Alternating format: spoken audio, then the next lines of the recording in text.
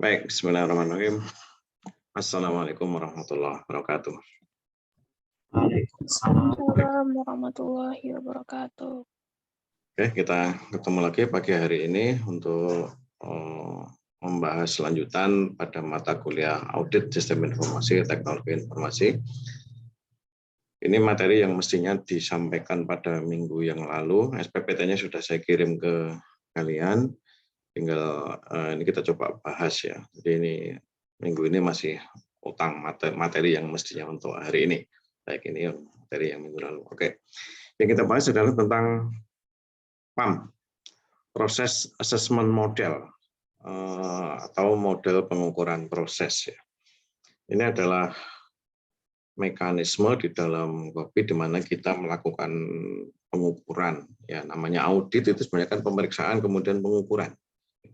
Apa yang kita ukur? Yang kita ukur adalah kualitas dari proses, pelaksanaan proses itu. Nah, proses itu yang mana? Ya ini ya, kalau kita ngomong COVID-5 sebenarnya kan ini. Prosesnya macam kita punya domain dimulai dari EDM, APO, PAI, kemudian ada DSS, di sini ada MEA, ini ya. Ada 5 domain, nah masing-masing itu mempunyai sekian proses. Nah, prosesnya ada berbeda-beda. Oke, nah masing-masing proses inilah yang akan kita lakukan pemeriksaan atau kita lakukan audit. Biasanya gitu. Nah, kalau mau semua ya semua proses, tetapi dalam hal-hal tertentu atau dalam kasus secara umum sebenarnya kita tidak akan melakukan pemeriksaan secara keseluruhan. Kita pemeriksaan secara parsial pada proses-proses tertentu tergantung kebutuhan. Jadi begitu. Mungkin dalam 1, 2, atau 3 proses yang kita ambil. Nah, bagaimana mengambil prosesnya? Itu melalui goal cascading. Oke, goal cascading pernah kita bahas, mungkin suatu saat mungkin kalau perlu dibahas lagi ya, Pak. Baik, kita masuk tentang PAM. Jadi prinsipnya adalah PAM adalah model untuk mengukur tingkat kapabilitas proses atau capability level. Istilah di dalam COVID-5 adalah capability level, sedangkan nanti kalau Anda mengenal atau mendengar istilah maturity level atau tingkat kedewasaan, itu adalah istilah yang digunakan pada COVID versi sebelumnya atau COVID versi 4. Nah, untuk versi yang 5 ini menggunakan istilah capability level.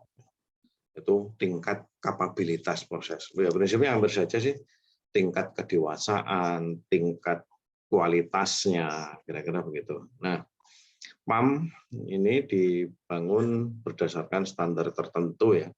Kalau Anda nanti belajar ISO, yang digunakan untuk PAM ini adalah ISO seri ini 15504, yaitu tentang Software Engineering Assessment Process.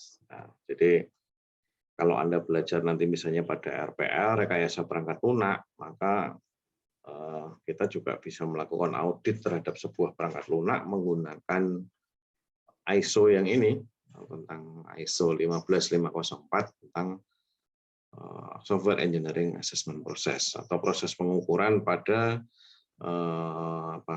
rekayasa perangkat lunak pada software engineering. Nah, secara overview ini ya, nanti tapi ada gambaran besar nanti kita lihat tentang PAM bahwa ini. Hasil pengukuran itu nanti sebuah proses itu dikatakan dia berada level 0, level 1, 2, 3, 4, 5. Itu levelingnya. Jadi kalau Anda seperti anak sekolah, mulai dari kelas 1, naik kelas 2, kelas 3, 4, 5, 6, dan seterusnya. Nah, apa yang diukur? Yang diukur ya semua tadi proses pada yang ada pada domain-domain yang ada tadi ya, mulai dari EDM, APO, PAI, dan seterusnya. Ini domainnya. Nah, masing-masing punya proses. Nah, prosesnya yang kita ambil. Prosesnya yang kita ukur. Jadi kita tidak mengukur domain secara keseluruhan, tapi per proses yang kita lakukan. Oke. Itu secara umum gitu. Baik. Nah, ini ya nilainya 0 sampai 5, tingkat ini nilainya 0 sampai 5. Setiap tingkat kapabilitas selaras dengan situasi suatu proses.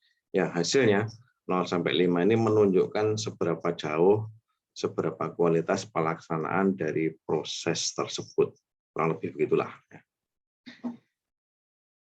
Kemudian materi dasarnya ini adalah ada yang pertama tadi dari judul yang ini ya, buku tentang ini, proses assessment model PAM. Ini sudah ada di Classroom e-book ini. Kemudian yang kedua nanti juga ada e-book yang judulnya ini, COVID-5 Self Assessment Guide, nanti juga ada ini. Nanti bisa dicari, bisa dilihat. Oke, terus kita coba lihat masing-masing tingkat. Tingkat 0 itu yang kayak apa, tingkat 1 yang kayak apa. Tingkat 0 itu dikatakan di sini incomplete. Artinya proses itu bisa dikatakan belum diimplementasikan atau gagal dalam meraih tujuannya. Jadi mungkin belum, ya masih pelaksanaan awal, atau masih misalnya sebuah layanan ada layanan baru itu, sehingga belum ada dokumentasi yang terkait dengan tata kelola yang harus dijalani. Kalau dicek nanti hasilnya adalah ini, hanya ada sedikit atau mungkin tidak ada bukti sama sekali dari pencapaian proses tersebut. Jadi masih, ya pokoknya entry level lah ya, masih awal sekali, belum diapa-apain gitu. Nah, kemudian naik pada tingkat 1. Tingkat 1 itu proses yang sudah mulai diimplementasikan, sudah mulai meraih tujuannya. Tingkat 1 ya naik level lah. Tingkat kedua disebut dengan manage.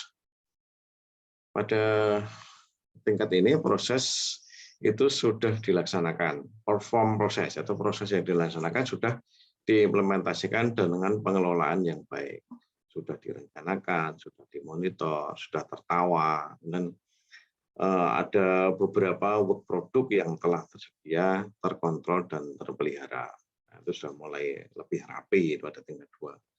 Nah, pada tingkat 3 disebut dengan establish. Ini proses, kalau tadi yang kedua itu dilaksanakan, di sini sudah dikelola dengan baik. Diimplementasikan dengan suatu proses yang mampu untuk meraih hasil yang diharapkan. Jadi tingkatnya sudah lebih tinggi. Dari sisi bukti-bukti dokumen ini sudah lebih baik, lebih lengkap tingkat 3. Oke, kemudian tingkat 4 ini proses yang dioperasikan dengan batas yang telah terdefinisikan untuk meraih hasil diharapkan. Istilahnya predictable. Jadi kita sudah bisa melakukan apa ya, perkiraan atau peramalan atau prediksi ke depan ini hasil dari prosesnya akan seperti apa. Itu di tingkat 4. Kemudian tingkat 5, tingkat yang the best itu disebut dengan optimizing. Proses yang sudah diramalkan, ya, sudah berkelanjutan, tinggal ditingkatkan kualitasnya untuk memenuhi tujuan yang saat ini tujuannya sudah bisa dicapai. Namun proses berikutnya adalah kalau tujuan sudah dicapai, berarti berikutnya adalah nanti berikutnya ya peningkatan, ditingkatkan terus gitu. Karena memang di dalam sebuah organisasi itu prinsipnya tidak boleh berhenti. Yang namanya perbaikan itu terus harus dilanjutkan. Oke. Kita lihat lebih detail ya dari gambar yang ini tadi. Dari gambar tentang leveling tadi. Ada istilah capability level dan proses atribut. Masing-masing capaian di level 0, 1 sampai 5 ini nanti bisa atau memiliki atribut. Kita lihat dari atas. Level 0 itu incomplete namanya incomplete ya sudah, itu abaikan, artinya belum ada proses yang terkait dengan tata kelola. Nah, pada level 1 itu diberi atribut namanya adalah proses performance PA11 ya, diberi kode ini. Proses atribut ID-nya PA11. Kemudian level 2 manage proses itu mempunyai 2 atribut, yaitu performance management dan work product management. Yang ini artinya di proses ini nanti semuanya masih fokusnya pada manajemen supaya bisa lebih membaik, performance, kemudian work product. Produk itu nanti hal-hal yang terkait dengan dokumen yang terkait dengan proses tersebut terus disiapkan untuk menjadi lebih baik. Kemudian level 3, established process, itu juga punya 2 atribut, PA31 dan PA32. Di sini disebut dengan proses definition dan proses deployment. Nah, ini sudah mulai prosesnya sudah running lebih baik. Predictable proses level 4 ini juga punya dua atribut, PA41 dan PA42. Ini adalah mulai dengan measurement dan control. Measurement sudah mulai diukur, prosesnya yang kemarin seperti apa, ada errornya seperti apa, sekarang harus lebih baik, atau yang hari besok harus lebih baik lagi. Ini measurement, pengukuran. Sudah mulai ada begitu. Jadi misalnya sebuah layanan level 0 itu berarti baru dibuka layanan, level 1 sudah mulai jalan, level 2 kemudian sudah mulai mencoba meningkatkan performance-nya gitu.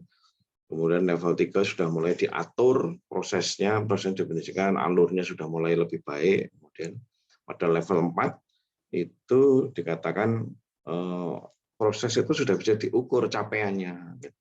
Jadi capaiannya, oh ini sudah kualitasnya sudah sekian, sudah mulai melakukan measurement atau pengukuran. Nah, kalau measurement terkait nanti dengan controlling. Nah, kemudian yang terakhir pada level 5 itu optimizing proses. Di situ juga ada dua atribut. Kita sudah bicara inovasi dan bicara optimasi. Nah, ini kalau sudah bicara inovasi itu artinya kebutuhan dasarnya sudah selesai, sudah bagus. Tinggal ditingkatkan kualitasnya. Dioptimasi tadi proses yang mungkin dirasa prosesnya udah jalan tapi kok layanannya kok lama ya. Nah, ini bagaimana inovasi dan optimasi supaya layanan bisa menjadi lebih baik, waktunya lebih singkat, dari sisi karyawannya mungkin lebih sedikit pekerjaannya, dari sisi pelanggan juga terlayani dengan lebih baik, antriannya lebih pendek dan sebagainya. Nah, ini sudah mulai level 5 kalau seperti itu. Nah, bayangannya kira-kira gitu. Jadi sebuah proses itu dimulai dari level 0 yang baru terselenggara, level 1 sudah mulai performanya ditata, level 2 itu sudah mulai bicara pada performance juga, jadi mulai dikelola dengan baik performanya. Level 3 itu sudah definisi alur prosesnya sudah jauh lebih baik. Level 4 sudah bicara measurement pengukuran, level 5 sudah bicara inovasi, optimasi. Kira-kira gitu. Jadi kita mengaudit sebuah proses di dalam organisasi menggunakan COVID itu kira-kira alurnya leveling itu kan seperti itu. Oke, kita lanjut dulu.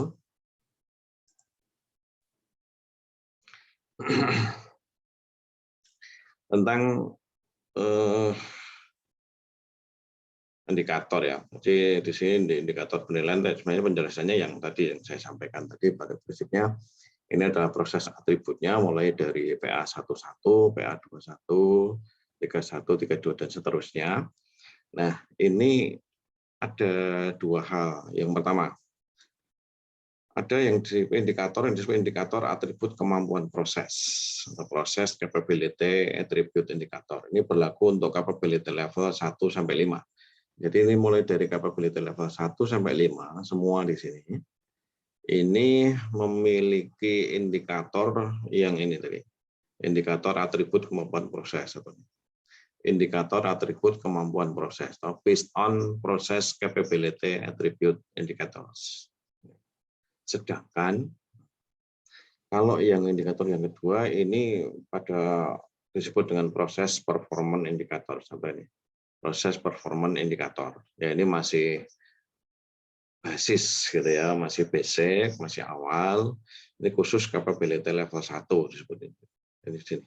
Kalau ini berlaku untuk semua level, ini khusus untuk level 1. Itu dari sisi indikator penilaian. Oke, next. Oh, ini ada bunternya ketinggalan ya.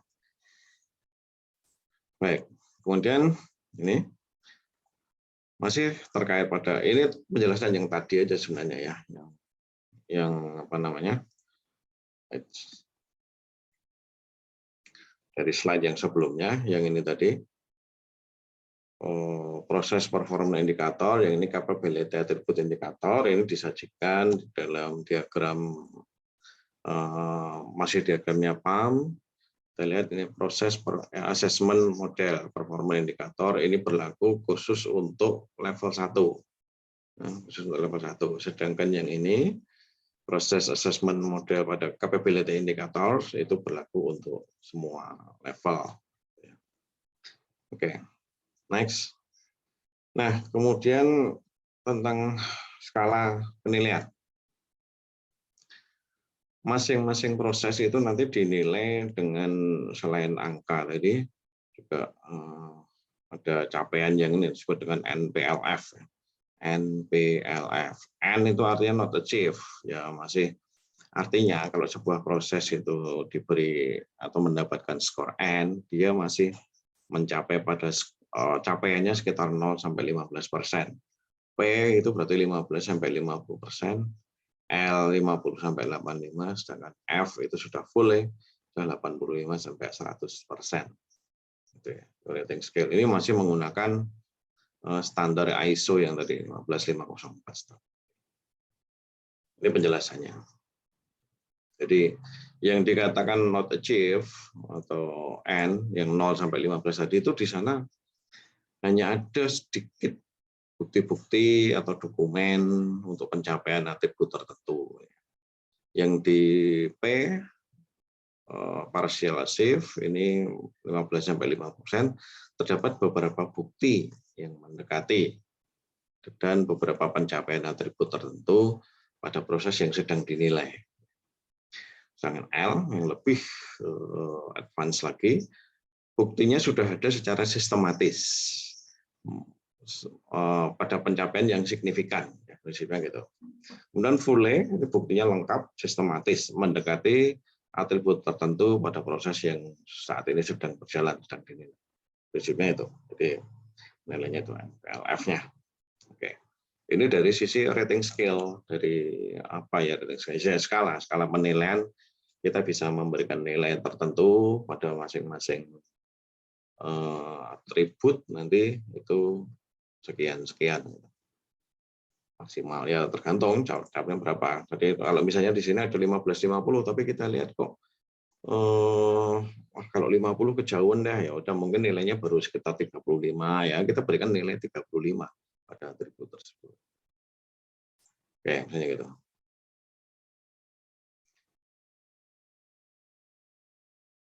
Penilaian di sini di COVID 5 ini memberikan hasil yang lebih tepat, lebih teliti bila dibandingkan dengan hasil pengukuran maturity model. Maturity model itu yang di COVID 4. Jadi contohnya ini, kalau kita ngukur sebuah proses itu menggunakan COVID 4 itu mendapatkan nilai 3, maka kemungkinan proses itu kalau dinilai menggunakan model yang di COVID 5 itu nilainya kira-kira 1. Nah, ini artinya apa? COVID yang lebih baru, COVID 5 ini mempunyai penilaian yang lebih detail, lebih teliti, sehingga ada hal-hal tertentu yang sudah bisa dilihat menggunakan COVID 5, tetapi kalau dinilai menggunakan COVID 4 ini belum nampak, belum kelihatan. Mana lebih baik COVID 4, COVID 5? Sebenarnya ya semuanya saling melengkapi, tapi yang namanya lebih baru ya biasanya lebih baik. Tapi mana yang mau dipakai ya tergantung kebutuhan nanti. Tergantung kebutuhan dari organisasi atau perusahaan yang mau diaudit gitu ya. Tapi ya tentunya kalau sudah ada yang lebih baru, masa kita pakai yang lama. Nah, demikian juga nanti COVID 5 itu sudah muncul COVID yang baru, yang COVID-19 ini. Nanti bisa juga menjadi lebih baik kalau COVID-19. Namun PAM-nya hampir sama. Proses assessment modelnya masih mirip-mirip 19, hanya konsepnya mungkin sedikit banyak berbeda. Sudah itu kita lewati dulu yang 19, nanti silakan belajar dengan cara lain. Kita fokus di COVID-5. Oke, nah kemudian itu ya materi tentang PAM, tentang proses assessment model. Atau coba kita buka aja yang tentang assessment toolkit-nya ya. Ini yang mestinya materi minggu ini. Yang ini abaikan dulu contoh kasusnya. Kita coba dulu, sudah berapa menit, jangan-jangan nanti tanggung waktunya. Karena ini menggunakan Zoom yang free, jadi 40 menit saja. Atau gini, daripada nanti tanggung, saya kira itu dulu untuk yang materi minggu lalu tentang proses asesmen model ya. Jadi coba dipahami dulu tentang apa yang sudah kita bahas tadi. Sekali lagi tentang ini ya, model penilaiannya, model pengukurannya, sekali lagi dia dinilai berdasarkan proses, jangan domain ya, tapi proses. Jadi ya boleh saja kalau satu domain EDM itu semua prosesnya misalnya mau dinilai semua, diaudit semua boleh saja. Tapi prinsip penilaian kita lakukan per proses, bukan per domain. Kemudian dari sisi penilaiannya tadi 0 sampai 5, kemudian nanti ada tingkat kapabilitas 0 sampai 5-nya tadi sudah kita bahas. Kemudian nanti ada yang namanya dengan proses atribut, ya, atribut nanti bisa kita nilai.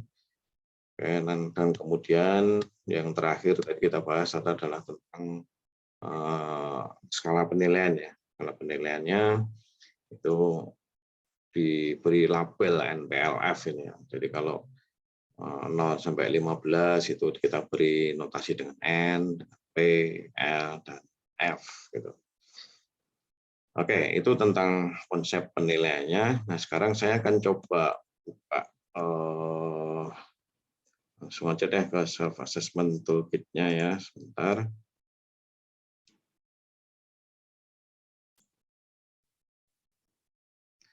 Ini ada sebuah file Excel yang memang kita dapatkan dari COVID. Di Classroom ada saya munculkan mana Classroom.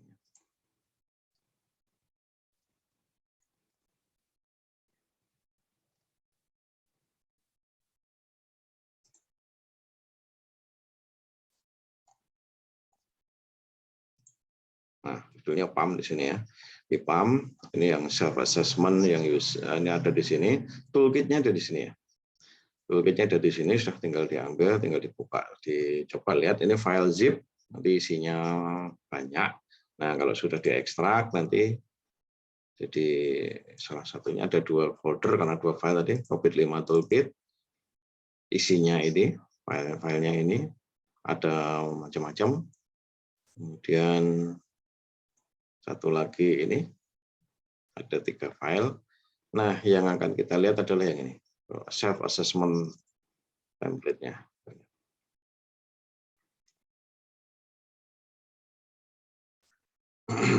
Oke, ini ada sejumlah proses ya. Ada mulai dari EDM 01 sampai proses yang terakhir semuanya sudah ada. Semuanya sudah ada di sini. Ada penjelasannya, nanti ini dashboard-nya ya. Dashboard-nya nanti ada di sini. Kemudian nanti penilaiannya bisa kita gunakan ini secara kuesioner ya, kalau mau disebut dengan kuesioner. Nanti kita isi dengan cara ini pada level masing-masing proses. Misalnya ini DM01, maka level 0 nanti ada pertanyaan-pertanyaan di sini, nanti ditanya di sini pertanyaannya yes or no. Dimulai dengan yes or no dulu. Yes or no. Kalau ini yes dilaksanakan, berarti kita bisa melanjutkan proses penghitungan di sebelumnya, sesudahnya. Kalau no itu artinya belum dilaksanakan, 0. Jadi di sini juga skornya 0. Kemudian pada level 1, kalau ini masih level 0-nya di sini masih 0, maka kita tidak perlu melanjutkan pada level 1, level 2, dan seterusnya. Tapi kalau di sini level 0-nya yes, nah di sini kita bisa berikan nilai, kemudian kita bisa turun lagi ke level berikutnya. Nah, di sini kita nilai lagi. Yes or no, kemudian yes or no-nya di sini kalau kita beri nilai misalnya pada EDM 01 pada atribut 01 ini kira-kira nilainya berapa? Nah, kita bisa berikan nilai di sini. Nah, ada nilai di sini. Misalnya nilainya 70. Nah, kalau 70 di sini berarti di sini kita berikan nilai 70. Saya kira begitu. Nah, ini adalah toolkit-nya. Dan seterusnya nanti bisa dilihat lebih jauh sehingga nanti akan diperoleh EDM 01 nanti level 1-nya nanti nilainya berapa, level 2-nya NPLF-nya nanti kita bisa berikan, kita munculkan di sini. Nah, ini boleh pakai NPLF, boleh pakai skor yang nilai tadi ini di sini. Ini toolkit-nya. Toolkit yang bisa kita gunakan untuk melakukan proses auditing menggunakan COVID-5. Jangan keliru ya, nanti ada beberapa teman-teman yang keliru melakukan audit menggunakan COVID-5, tetapi toolkit-nya menggunakan toolkit yang versi sebelumnya atau versi lama, sehingga menggunakan kuesioner yang biasa, menggunakan kuesioner yang skala Likert. Nah, ini khawatirnya nanti cara menghitungnya nanti salah. Nah, ini yang lebih valid menggunakan toolkit ya ini. Oke, itu pengenalan tentang toolkit-nya dan juga tadi proses assessment modelnya, dan ini toolkit-nya. Itu silakan nanti untuk dipelajari lebih lanjut, kemudian bisa kita lanjutkan dengan diskusi, kita diskusi di lewat grup WA kita. Oke, saya kira begitu ya untuk materi kuliah yang ini, merangkum 2 minggu ini malah. Merangkum materi yang mestinya kita bahas minggu sebelumnya dan minggu sekarang. Jadi sudah sekaligus ke toolkit-nya. Nah, tapi tentu masih ada nanti buku ini ya. Self assessment guide ini isinya juga nanti bisa dieksplorasi. Ada isinya menyangkut sebagian di yang sudah kita bahas yang tadi, tapi juga ada hal-hal tertentu yang ada di sini. Nanti bisa dipelajari. Oke, baik, saya kira begitu untuk materi hari ini. Ada yang didiskusikan, ditanyakan barangkali? Kata kuncinya apa, Pak? Kata kuncinya kita gunakan PAM COVID-5. Nah, dari sini ya, PAM, Process Assessment Model. PAM COVID-5.